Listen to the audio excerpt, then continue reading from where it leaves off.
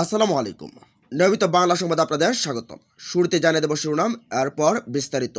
এই ফেসিবাদ সরকারকে সরাতে এই মুহূর্তে বাংলাদেশে একজন রাহুল কিংবা ধ্রুব রাঠির প্রয়োজন। জানিয়ে দেব প্রফেসর ইউনূসের বিরুদ্ধে হয়রানি বন্ধের আহ্বান 4 মার্কিন সিনেটরের। আর থাকছে কোটা বিরোধী আন্দোলন, প্রয়োজনে আরও কঠোর কর্মসূচি দেওয়া হবে।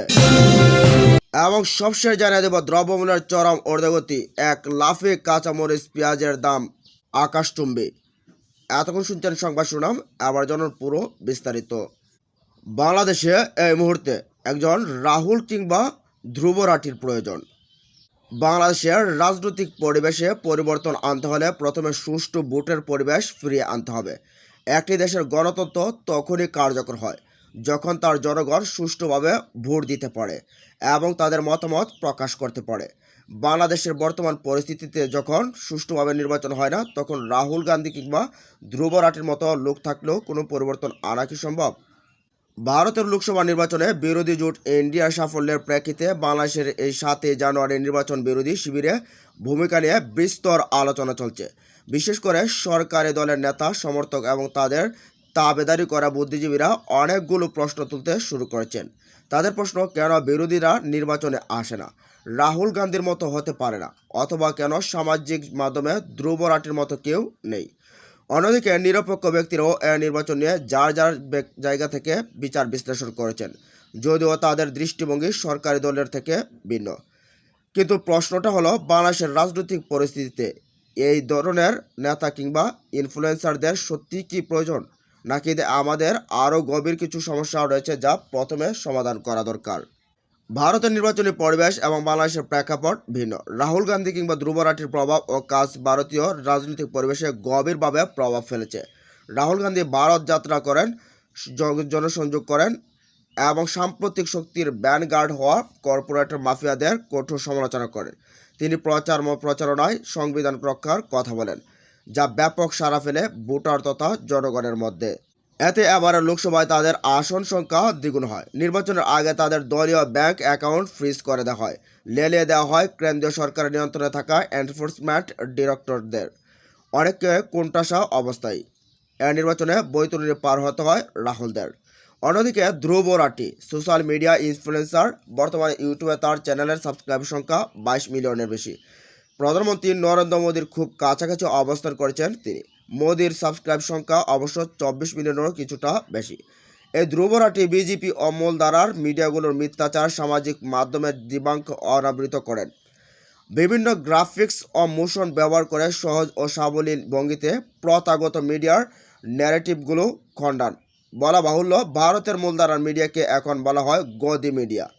এনডিটিভি সাবেক সঞ্চালক রাবিশ কুমার এই নামটি দিয়েছেন। রাবিশ কুমার এনডিটিভি ছেড়ে দেন যখন আদানি এটি কিনে নেয়। এরপর তিনি সামাজিক মাধ্যমে কাজ করতে শুরু করেন এবং বর্তমানে তার 11 মিলিয়ন ইউটিউব সাবস্ক্রাইবার রয়েছে।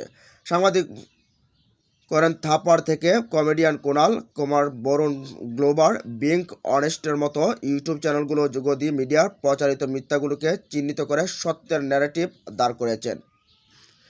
কিন্তু যদি ভোটই না থাকতো বাংলাদেশের মতো, তাহলে কি তাদের কর্মকাণ্ড কোনো কাজে আসতো? ভারতের আবারও লোকসভা নির্বাচনে যে প্রশ্ন বা অভিযোগগুলো উঠছে, তার অনেকগুলো ইতিমধ্যে বাংলাদেশেও প্রতিষ্ঠিত হয়ে গেছে। কয়েকটি অনুষঙ্গের দিকে তাকালে বিষয়টি পরিষ্কার হবে। এর জন্য কষ্টিপাতর প্রয়োগ করতে হবে না। প্রথমে বলতে হয় আদালতের কথা। ভারতের আদালত এখনও অ্যাবসলিউট বা পুরোপুরিভাবে সরকারের পকেটে ঢুকেনি।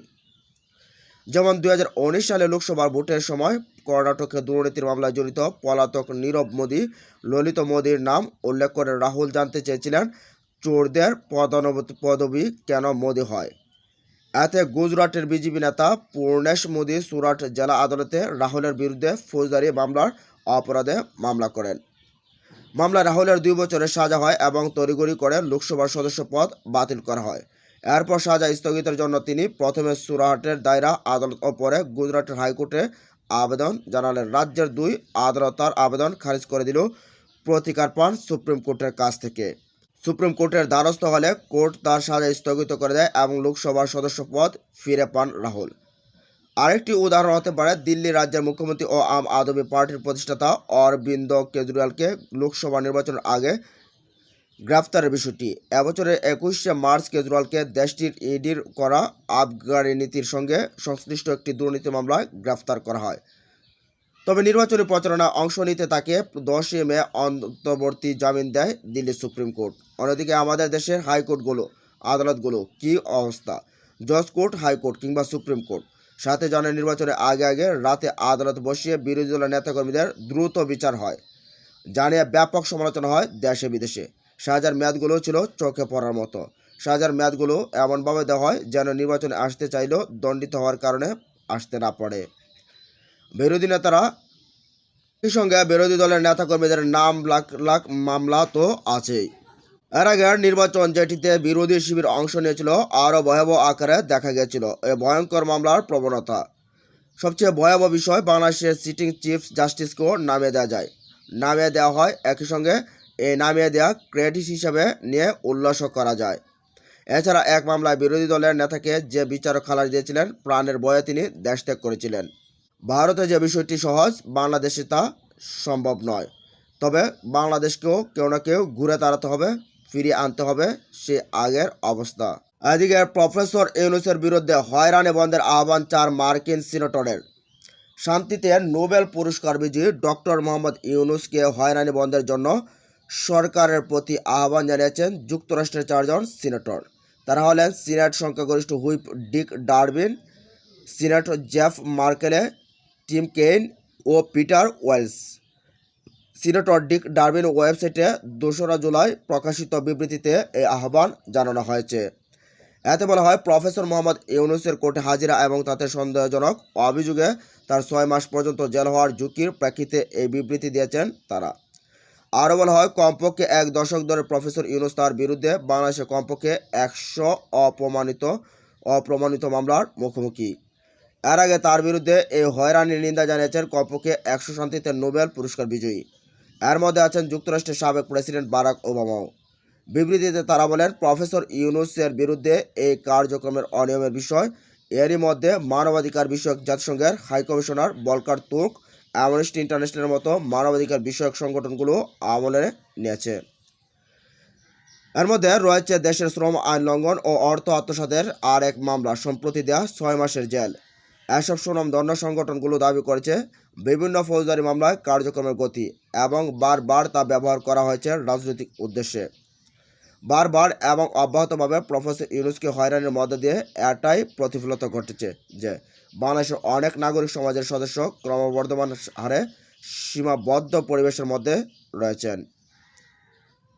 আরও বলা হয়, যদিও যুক্তরাষ্ট্র বাংলাদেশের সঙ্গে তার দীর্ঘস্থায়ী সম্পর্কের মূল্যায়ন করে, কিন্তু অধ্যাপক ইউনূসের বিরুদ্ধে এই আপাতত দৃষ্টিতে ব্যক্তিগত প্রতিহিংসার অবসানের ব্যর্থতা সেই অংশীদারিত্বকে নেতিবাচকভাবে প্রভাবিত করতে পারে।